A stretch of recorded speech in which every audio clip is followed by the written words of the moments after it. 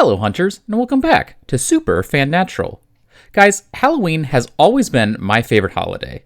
Literally, as long as I can remember, I preferred it over every other celebratory day. Even as a kid, I loved it more than Thanksgiving, more than Christmas, more than Arbor Day. Yeah, let that sink in. It's a magical time of year, but one thing that's always bugged me is that, unlike other big Anglospheric holidays, Halloween doesn't really have a mascot or figurehead. Like, Christmas has Santa Claus, Easter has the bunny, or Jesus, I guess. Even fake-ass Valentine's Day has a guy in the form of Cupid, or Eros if you're a snob. All these holidays have icons available for Avengers-style team-ups, yet the best festival of all doesn't? For shame, ancient Celtic folk. Over the years, artists, storytellers, and soulless corporations have tried to fill the void with their own OCs, like Jack Skellington, Michael Myers, various pumpkin-headed dudes named Jack O'Lantern. And yet, personally, I never felt like any of these characters really represented the holiday well enough to be its mascot. That is, until I saw a little film called Trick or Treat, which quickly became my favorite Halloween movie. That's because this flick's got everything. Pumpkins, costumes, murder, zombie, Dylan Baker, werewolf titties, basically everything you could possibly want in a Halloween-themed movie, all in one rated R package. However, one of the most notable elements of the film is its mascot, a cute yet mysterious little costume kid known only as Sam, whose name comes from the English spelling of Halloween's original name, Samhain. Sam appears multiple times throughout the film, never the main character, but always close by when unnatural Halloween hijinks happen. And in the film's final sequence, it becomes clear that he himself is some sort of supernatural being, one that takes Halloween very seriously. Even if you haven't seen the movie, you've probably seen Sam merch since, despite the film initially being fairly obscure, it and its mascot have become significantly more popular over the last decade, with Sam slowly edging into the pantheon of potential Halloween figureheads. Personally, I find Sam to be one of the best Halloween mascots, and yet we really don't know much about him. Even with the addition of the Days of the Dead graphic novel and a few short videos made by Sam's creator, Michael Dougherty, exact details about the guy's origin and nature are scant. He's just this strange, otherworldly thing that occasionally pops up on Halloween and gets into mischief. Personally, I kinda like that this dude is some mysterious, borderline eldritch creature, especially since a recurring theme throughout the series is that Halloween itself is strange and magical, but I also like to way overthink lore. So in this video, I'll use what we do know about Sam in order to try and decode exactly what he is and where he might have come from. So where do we begin? Well, we should definitely establish that despite his diminutive size and grimy Caucasian hands, Sam is absolutely not just a kid in a costume. Well, obviously in reality he is, specifically a kid named Quinn Lord in the original film, who you can see out of costume at one point, but within the lore of the franchise, he's something else entirely. Beneath the beaming, button-eyed burlap mask, you'll find a ghoulish, inhuman head that looks like a fusion of a pumpkin and a human skull. And if you carve into this guy's little body, then you won't find regular child blood, but rather pumpkin guts and seeds. Even without unmasking the guy, there are other hints that Sam isn't a regular kid. He can appear out of nowhere and disappear just as fast. In a fight, you'll find that he has Spider-Man-like superhuman strength and wall-crawling abilities. And he never really speaks, only ever letting out occasional childlike grunts or animalistic wails. Well, I guess he does say a few lines in the comic adaptation of the movie, but that doesn't really count, because I say so. So, very obviously some kind of supernatural creature, and he's far from the only one in the franchise. In addition to whatever the hell Sam is, the movie features zombies and sexy werewolves. In the graphic novel, we see the world of Trick or Treat also includes ghosts, witches, sorcery, the Grim Reaper, and a veritable mash of miscellaneous monsters that vanish into the night as Halloween ends. So then Sam must just be another random creature, right? Well, maybe, but there's more to this guy than just being a scary monster. Sam does target, attack, and even kill people, but not at random, and not for food, at least as far as I can tell. No, if someone ends up on Sam's hit list, it's because they've disrespected Halloween, usually by breaking one of the 3 cardinal rules. Always wear a costume, hand out candy to trick-or-treaters, and never blow out a jack-o'-lantern before midnight. In the 2 instances where we have Sam directly attacking people, the targets broke at least one of these rules and committed other forms of Halloween rudeness. The more extreme case of this was Mr. Krieg, who not only refused to celebrate and stole candy from children, He was also responsible for a bunch of kids drowning in a quarry 30 years prior to his run-in with Sam. Grumpy housewife Emma wasn't quite as evil as Krieg. She just blew out a jack-o'-lantern, decostumed, and started taking down decorations before midnight. Though her last words were, "I hate Halloween," and all that happened in Sam's presence. That last part is important. Obviously, Sam isn't going around slitting the throats of every person on Earth who dares to not leave a lit candle unattended on their porch overnight. But if he is in the area for whatever reason and notices your lack of holiday spirit, well, good luck. This kind of behavior actually ties into the wider lore of Halloween, at least within the world of trick-or-treat, which is heavily based off of real-world history and legend. It's stated multiple times in both the movie and comic that Halloween is a time when the veil which separates the land of the living from the spirit world is at its thinnest, allowing the souls of the dead, along with other less human things, to cross over into the mortal realm for a bit. Because of this, traditions like candy, costumes, and carving pumpkins were developed to help protect mankind from the more malevolent visitors. Costumes help humans blend in with monsters, candy and treats act as offerings or appeasement, and jack-o'-lanterns seem to serve as a powerful protective ward that keep creeps away. In modern times, the true purpose of these traditions are lost to most normies, but that doesn't mean that they're not effective. In the film, we see two instances of people getting ripped apart after extinguishing their jack-o'-lanterns. Both Krieg and his neighbor/fellow kid killer Steven are able to dismiss Sam by offering him sweets, and while costumes don't play a huge role in handling monsters in the movie, the graphic novel story, Monster Mash, shows that at least some creatures are fooled by the disguise. The tradition isn't foolproof, seeing as how the hot werewolves from the film weren't fooled by Steven's vampire masquerade, nor the zombie kids by the not zombie kids' disguise. Though, in at least that case, the teens had broken character. Point is, Sam antics aren't completely random, instead being rooted in spooky Halloween tradition. Very interesting, very important, but unfortunately, that still doesn't really tell us much about Sam's place in the wider lore of trick-or-treat. Just seems like he's another monster doing what monsters do. You could definitely walk away from the film with that impression, but once you read the graphic novel, it should become crystal clear that our guy isn't some rando, but rather something much, much more important.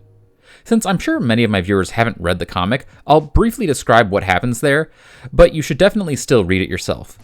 Like the movie, Days of the Dead is an anthology, but rather than stories being set in the same time and place, they instead take place across 4 separate locations and 3 different centuries.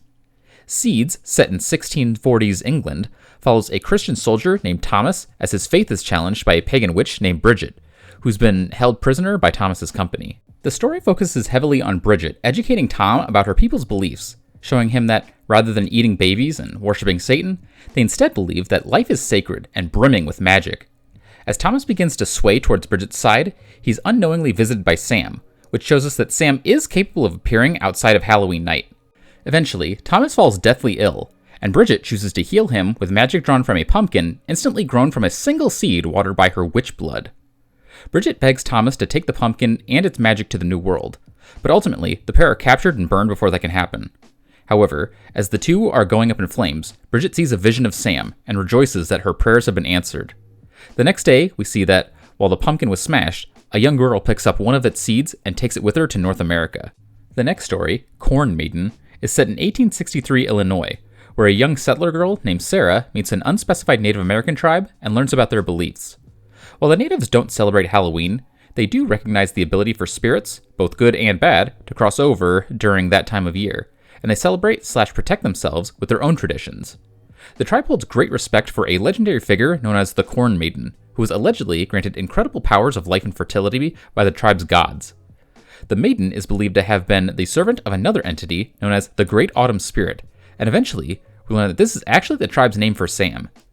To my knowledge, this is currently the only time in canon where the guy is named in any way in universe. Obviously, the name Sam is canon, but no characters ever call him that. Earlier in the story, after revealing that she saw a ghost in the cornfield, Sarah is given an effigy of Sam as a powerful talisman to protect against evil spirits. After asking her new friend Pawani if the figure is a good spirit, Pawani replies, "Well, I would not say that, but the shaman told me that he is very old and very powerful." Sarah befriends the tribe, who agree to celebrate Halloween with her. However, on the night of the celebration, Sarah's new friends are killed by poison candy provided by Sarah's dad. As the tribespeople die, Sam appears to Sarah and grants her magical abilities, transforming her eyes in the process to look like Sam's own X-shaped pupils. Sarah takes revenge against her people by causing vines to erupt from their bodies, eventually morphing the bloody corpses into pumpkins as Sarah disappears into the corn with Sam. Next up is Echoes, which personally is my least favorite story in the book due to its very stylized art. In 1955, LA private detective Jake is hired by a woman to locate her missing sister, who was apparently captured by a mysterious figure known as the Echo Park Devil. His search leads to a bizarre group of occultists who believe that the PI was destined to help them take out the devil and find their missing member, aka the sister. Eventually, Jake does manage to find and defeat the Echo Park Devil, who in true Scooby-Doo fashion turns out to be the corrupt mayor in a mask. However, the missing woman is already dead. Thing is, she didn't have any sisters, with the implication being that the lady's ghost is the one who hired Jake. Sam appears twice in the story, with both cameos leaning into the idea that he was somehow manipulating events in order to reach this conclusion. The graphic novel's final story, Monster Mash, takes place in an unspecified town in the US during an unspecified year, though it looks to be somewhere in the second half of the 20th century. Two friends, James and Rory, want to celebrate Halloween, but are shamed and berated by Rory's pastor dad, who views the night and its celebration as the work of Satan. When genuine monsters appear, the snooty, fun-hating adults are attacked. However, the boys are able to blend in with the creatures by donning their costumes. The trick worked on the monsters. However, it may have been a little too effective, as the pair turn around to find themselves face-to-face with the goddamn Grim Reaper, who I guess transports them to a strange grove filled with all manner of monsters having the titular mash. James obviously wants to get the hell out of there, but Rory convinces him to join the fun. The boys mask back up and head into the fray, where they see the main event at the heart of the celebration, Sam, who tosses a couple handfuls of candy into the bonfire. This signals the creatures to head out into the town for Halloween hijinks, with the boys joining in. As they spread candy, zombies, and morose merriment, the boys notice that they're beginning to merge with their costumes and take on actual creature features, though Rory at least isn't concerned. Near the end of the night, the Monster Squad decide to cap off the festivities by paying Pastor Halloween Hater and his congregation a little visit. Before they can do too much damage, the clock strikes midnight, causing the monsters to run out of the church and vanish into a mysterious fog. James removes his costume, which undoes his transformation, but Rory refuses to do the same, feeling that the monster life suits him better. At the threshold of the fog, he meets the Reaper once again, who embraces the boy and completes his transformation into a man-bat. Rory bids his friend farewell before vanishing into the night, leaving James alone and sad. The story, as well as the comic, ends with the narrator, revealed to be an elderly James, sending his granddaughter out trick-or-treating after recounting the comic's stories to her. As she runs off, James glimpses Sam amongst the costume kids, before being greeted by Death, who he refers to as an old friend. So, as you can clearly see, Days of the Dead adds quite a bit to Sam's story, with Seeds and Corn Maiden heavily expanding the character's lore and place within the TRT universe. Instead of being just another Halloween horror, our footy-jammied friend is an incredibly powerful and ancient entity intrinsically tied to the culture and magic of two entirely separate societies in different ages and continents. Now, technically, we don't know the exact role he played in either culture's mythology, but the fact that Pawani's tribe dubbed him the Great Autumn Spirit suggests to me at least that they view the little dude as a godlike being, a creature with direct influence or governance over some fundamental aspect of the world. This high and mighty status is also hinted at in Echoes, where Sam is visually implied to have manipulated Jake's destiny in order to get him on the case. Even if you don't want to deify the dude, it's clear that Sam is some sort of Monsterland bigwig, as his brief appearance in Monster Mash heavily implies a high degree of influence over the creatures of the night. In essence, it kind of seems like he doesn't just follow or enforce the rules of Halloween, he could be the one who makes them. All those details help fill out Sam's lore, but they don't quite fully answer the original question of what Sam is exactly. Like, okay, he's the Great Autumn Spirit, but what does that mean? He's the god of the fall season? Maybe, but then what's with the monsters and the magic? Those things are cornerstones of Halloween, but autumn is more than just a spooky holiday. Also, why the hell would a god show up in seemingly random towns to trick or treat or cap fools who don't play by the rules? Seems kinda petty for a god. Well, unless he's a Greek god, in which case his antics are comparatively tame and poignant. In order to fully crack the candy coating of this mystery, we need to really understand what autumn is and what it represents. Unlike summer or winter, fall isn't really a static season. No, like its counterpart spring, autumn is a transitional season, a relatively short time of the year when nature is transforming. But whereas spring is a time of growth and new life, fall is all about nature withering and, in a sense, dying, at least temporarily. In the real world, this association with fall and death is a key factor in the conception of Halloween, or rather its OG form, Samhain. To the ancient Gaelic people, autumn wasn't just a transition between summer and winter. At its core, it marked a shift in the balance between the forces of life and death upon the land. This is what leads to the boundary between the mortal and magical planes fuzzifying, until finally, on Samhain, it becomes thin enough for ghosts and goblins to enter the living world for a hot sec. Cool, but what does that have to do with Sam? Well, if you've been paying attention, then it should be clear that Sam is also heavily tied to the forces of life and death, and not just because of his capacity for stone-cold sucker slashing. No, while Sam is willing to cut a bitch, the comics show that he's also tied to life-giving magic. Bridget's pumpkin spell was able to cure Thomas of his deathly infection. The Corn Maiden was allegedly able to make bountiful crops grow, and after Sarah's Corn Maiden massacre, made possible by Sam, we see that the bodies of the settlers were seemingly turned into pumpkins. Another interesting yet easy to miss detail in Corn Maiden is how exactly Sarah gets her powers.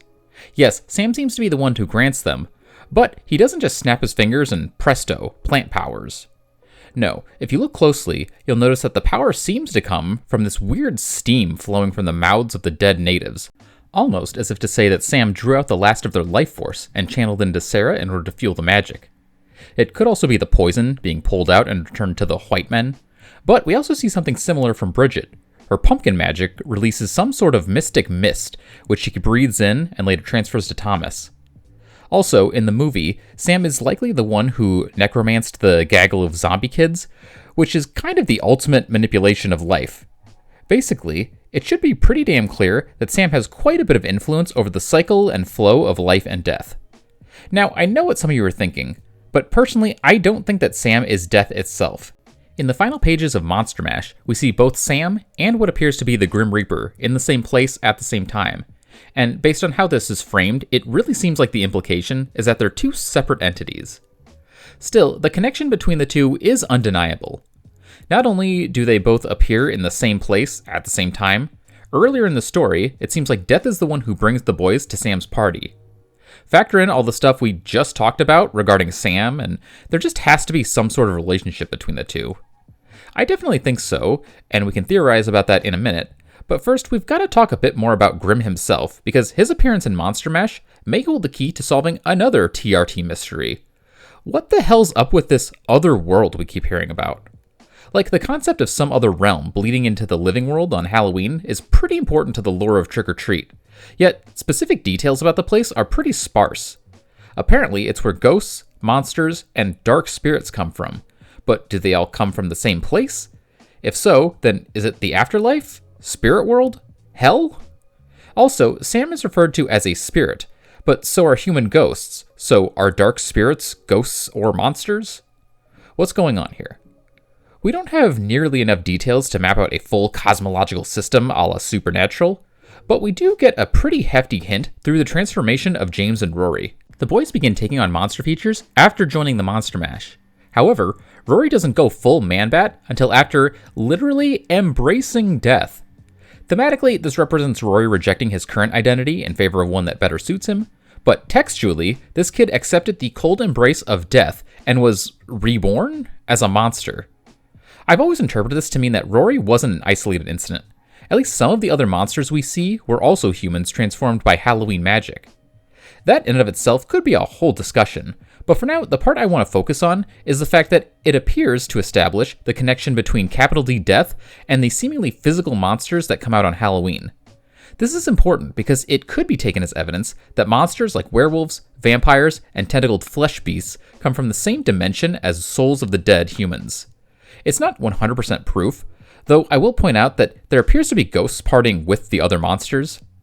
Hell, I think it's possible that this grove or clearing or whatever that hosts the party is the spirit world. I've always interpreted the monsters' mad dash into the midnight fog to represent their return to the other side, and when James first goes to leave the clearing, we see the same fog in the near distance, possibly representing the boundary into the living land. That part isn't particularly important, I just think it's a fun possibility. There's also some evidence that Death may be more than just a member of the spirit world, but rather an authority figure of the realm, possibly even its ruler. This is best illustrated by the fact that Death seems to be the guy that decides who gets into Monsterland. He warps the boys to the party, he stands at the threshold of the fog, and he's the one to finalize Rory's metamorphosis, essentially granting him citizenship into the realm. Also, he's Death. If anyone is gonna gatekeep or be the god of the ghost and ghoul land, it'd be him. We've covered a lot of lore, but what have we actually learned? Well, it would seem that Sam, aka the Great Autumn Spirit, is an incredibly powerful, godlike entity tied to Halloween, the fall season, and the cycle of life and death. We could just leave it at that, but I actually want to take things a bit further and give you guys my theory, my Halloween headcanon about the origins of this creature. Again, I want to really stress that this is speculation, but I do have a smidge of evidence to back up my theory. Sam may not be Death himself, but I personally believe that the two are related. Specifically, I think that Sam is, either literally or figuratively, the son of not only Death, but also the forces of life. As of now, there's no concrete proof of any sort of Earth Mother or life goddess within the TRT universe, but it wouldn't be that far-fetched. Both Bridget and Wolfjaw reference gods, plural, and in fact, the closest canon thing to a Life Mother figure, the original Corn Maiden, was allegedly blessed with her life-giving abilities by these vague gods. Even in the absence of a sentient incarnate being like the Grim Reaper, we still have evidence that life is tied to a material magical essence, as laid out by Bridget's belief that life carries the power of the gods within it. The point is, within Trick or Treat, life and death aren't just terms to describe patterns or processes. They're tied to real, tangible things, and I believe that it was an ancient October 31st tango between these forces or entities that produced Sam. It may sound ridiculous, but we may actually have evidence of something like this happening on a smaller scale. Going back to seeds, when Bridget activates her magic seed, she offers up a bit of blood, aka life essence, and calls upon the spirits of the dead, and moments later, the seed instantly morphs into a full-grown magic pumpkin. Now, admittedly, there's plenty of ways to interpret what exactly happens here, but to me, it really seems like this magic, which Sam appears to be tied to, involves mixing the powers of the living and spirit worlds. And I kind of think that a grander version of this is what originally cooked up Sam. This is why he can raise, command, and create the dead, but also has powers of healing and growth. Hints about his heritage can also be gleaned from his design, specifically his head, which looks like a cross between a skull and a pumpkin. The skull part is easy to assign meaning. Skulls are one of the most prominent symbols of death in all of human history. But what about the pumpkin half? I mean, obviously it's because Halloween, but when it comes to life symbolism, pumpkins usually aren't the first thing to come to mind. That may be true, unless you're smart and sexy enough to know that, biologically, pumpkins are a type of fruit, which as a whole are pretty common symbols of life, health, birth, and fertility. Okay, but if we're going to believe that that's what they were going for, then why not give him a head based on a more well-known life fruit, like a pomegranate or peach? Well, again, from a realistic meta perspective, it's because pumpkins are an autumn/Halloween fruit/vegetable due to their late season planting and harvesting, but this works in universe too. Even if you believe my theory, it doesn't mean that Sam is a god or spirit of life and death in general. No, he's still the Great Autumn Spirit, a being that embodies the late season of the cycle when the fires of life are dying down and the shadow of death grows larger. As such, his physical form includes some lively fruity features, but specifically ones modeled after the final fruit of the season, some of the last bits of life to bloom before things get frosty. This could explain why jack-o'-lanterns have protective powers against the forces of darkness. Like Sarah's Sam doll, they're icons of the little big guy, totems in his image that carry his authority, somewhat similar to a crucifix. This could also give a deeper reason as to why Emma got, despite the seemingly minor infraction of blowing out her O-lantern a bit early.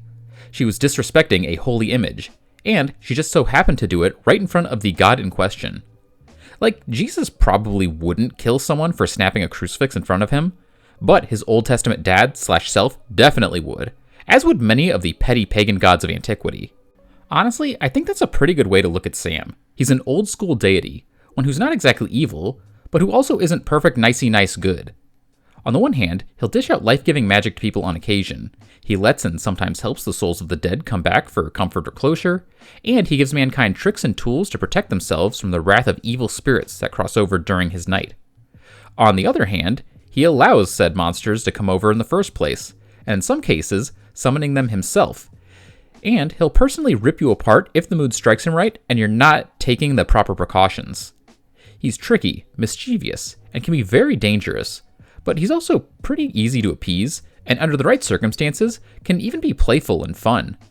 I haven't really talked much about the shorts that Trick or Treat creator Michael Dougherty made for his YouTube channel, but in them, we see a bit more of Sam's sillier side, as he does things like help a kid build a Frankenstein monster, play shrunken head catch with a lonely lunatic, and help a girl encase a dude in a snowman. If we consider these videos canon, then they also confirm the guy can be out and active outside of the autumn season, though as someone who grew up in the Midwestern America, I can tell you that it's totally possible the snowman video took place on Halloween.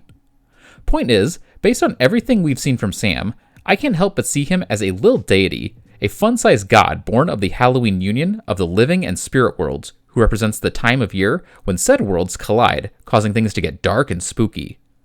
Also, this isn't really evidence, but Sam being something close to the child of the Grim Reaper would make the ending of the graphic novel super sweet, as it would be James and Death's youngins running off to trick or treat together while the old men catch up. Originally, that's where I was going to end this video, but I realized there's still one question that needs to be addressed. Why the hell was Sam in Warren Valley? Like, we can say that he likes to go out and have mischievous, sometimes murderous fun, but how does he decide where to go? Is it the unknowable randomness of a god, or is there something that calls him to certain places? We may never know, but while doing research for this video, I noticed something kind of interesting. Sam seems to be drawn to murder. In the movie, not only does he pop up to watch a couple slaughters, his first chronological appearance in the story is when he shows up to trick or treat at Wilkins' house, right after the guy fatally poisoned someone. Now, Sam's all over the place in this movie, so this could be a coincidence. But then in Corn Maiden, we see nearly the exact same thing happen. Pawani's people drop dead from settlers' poisoned candy, and then a short time later, Sam appears to Sarah. That, my friend, is a pattern. It may not be the only thing that can call the guy, but if you kill someone on Halloween, especially with poisoned treats, there's a good chance Sam will show up for some treats and tricks of his own. Also, if we go by the comic adaptation of the movie, then these instances share another common feature: jack-o'-lanterns in the image of Sam's mask. Sarah carved a lantern to look like Sam right before the slaughter, and while Wilkins didn't have a Sam-o'-lantern in the movie, he did in the comic version of the story. Because of this, you could argue that the true method for summoning Sam is to perform a human sacrifice before a true effigy of the guy, which would fit with the idea that he's an old-school pagan god. But what do you guys think? Do you believe my haunted Halloween headcanon, or do you have your own backstory for Sam? Let me know in the comments below. I'll have more spooky content for you soon, but for now, carry on, and happy Halloween.